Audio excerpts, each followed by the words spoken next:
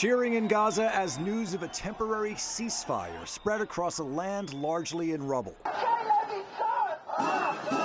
In Tel Aviv, Israel, a hopeful but more cautious response. The deal is expected to deliver an initial 6-week halt to fighting, accompanied by negotiations on ending the war altogether.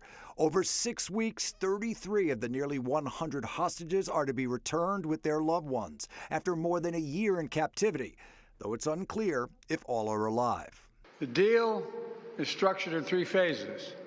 Phase 1 will last 6 weeks.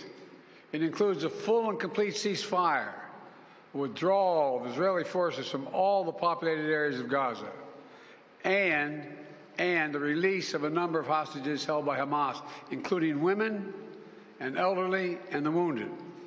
And I'm proud to say Americans will be part of that hostage release in Phase 1 as well. It's unclear when and how many displaced Palestinians would be able to return to what remains of their homes and whether the agreement would lead to a complete end to the war and full withdrawal of Israeli troops from Gaza. Key Hamas demands for releasing the remaining captives. During the next 6 weeks, Israel will negotiate the necessary arrangements to get Phase 2, which is a permanent end of the war. Let me say it again, a permanent end of the war.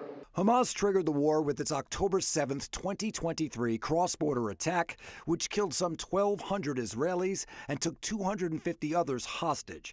Israel responded with a fierce offensive that has killed more than 46,000 Palestinians, according to local health officials, displaced an estimated 90% of Gaza's population, and sparked a humanitarian crisis.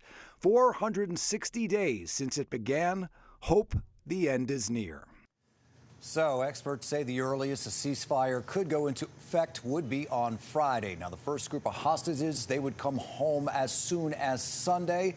And the way this deal is structured, the 3 American hostages still believed to be alive, they would be among the initial 33 released in this first phase of the deal.